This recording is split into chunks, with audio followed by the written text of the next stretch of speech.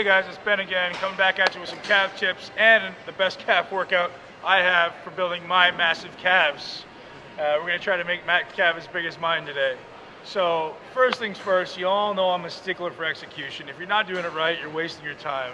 So calf training, everybody goes, BPAC, how do you get your calves?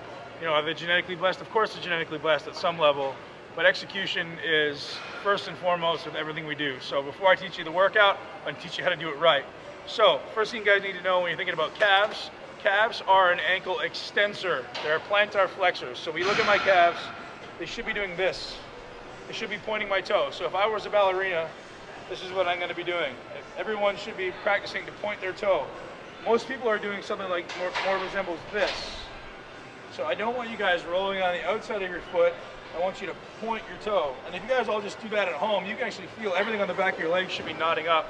So the problem with most people here is they're getting more of a foot flexion exercise going out on the outside of their feet versus getting good plantar flexion of their entire ankle joint. So how do we do that? What do I think about when I'm training? I put my feet about shoulder width apart. Matt's can do this too. And he's actually thinking about consciously bringing his ankles together. So if I were to demonstrate for you guys, this is what it looked like normally standing. I actually do this. What that's going to do is going to force me onto the inside of my feet. So I'm actually trying to go up onto my big toe. So it's going to more resemble this, as opposed to what most people do is this. So you don't really want to go out on the outside of your feet. Varying ankle position or varying hip position is the difference is negligible with calf training. So I highly suggest just training in straight lines. The body works most efficiently in straight lines. Matt, let's get on there and demonstrate a set before we get into the workout. So Matt's going to pick a weight that's really, really light, real easy. One tip that I've actually given Matt was he had a hard time figuring out how to pull his ankles and knees together. Put something between your knees, put a ball between your knees or a pad, or even your water bottle between your ankles. So Matt's going to stretch all the way down. At the bottom, he's actually trying to contract his tibialis, coming all the way up. Now that you can see him, there you go. Stretch all the way down. Notice his tempo is controlled. I don't want to dictate a tempo for calf training. It's control.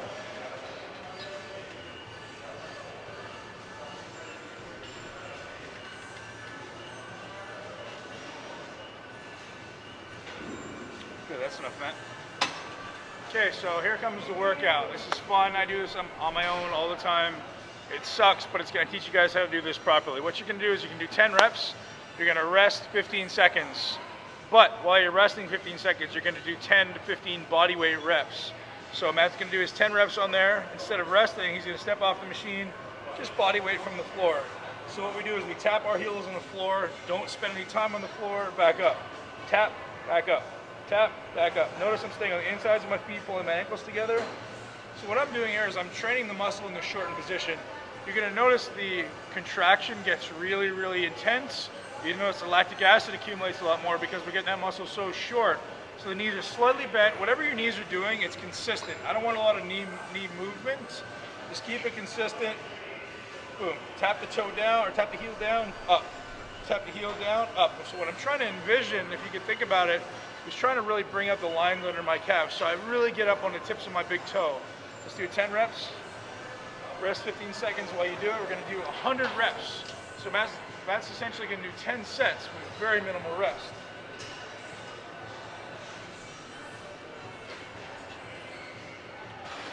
The thing we notice with calves is we need to really minimize the rest. Come to the bottom, back up. Good, up on that big toe, man. Pull those ankles together. That's 3, big stretch. I need you to get up even higher, Matt. I really want you guys to focus on getting up as high as you possibly can. Really the tip of your toe like a ballerina.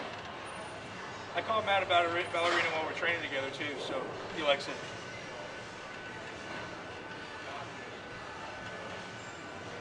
That's mostly because his legs are built like a ballerina. Good, so now just hang on to here. Good, so same execution, just up on the tips of your toes. Pull the ankles together a bit more. Try to keep your feet straight, Matt. Don't pull your heels together. There you go, just pull your ankles together. Good, so I don't want you guys toes in, toes out, just really straight. Straight lines always. Good, up a little higher. That's it. Up on that big toe. Still go on the outside of your feet a little bit. There you go. Good, lots of air, lots of breathing. Lots of air. Spend some time in the contracted position. Hold. Good, down. All the way way up a little higher. Use this to pull yourself up if you need to. Good.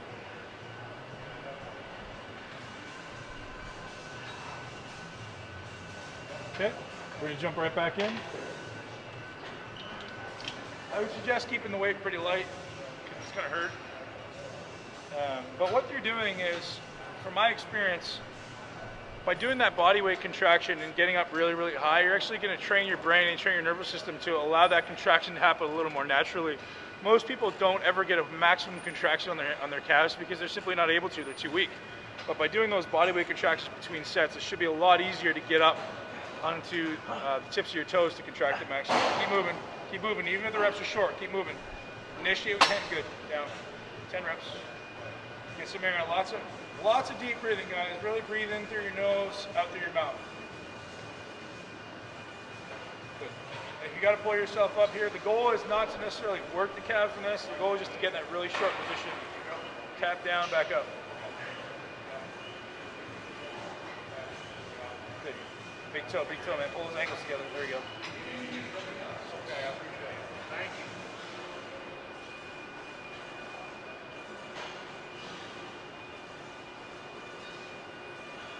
Need to progressively decrease the weight as you get back in there, you do that. Okay, that's enough. Let's get back in. 10 reps. When I'm doing those 10 reps, because I'm a little more experienced, I'm usually doing them pretty quick, to be honest. So when I'm between sets, I'm literally going 1, 2, 3, 4, 5, 6, 7, 8, 9, 10. Back in.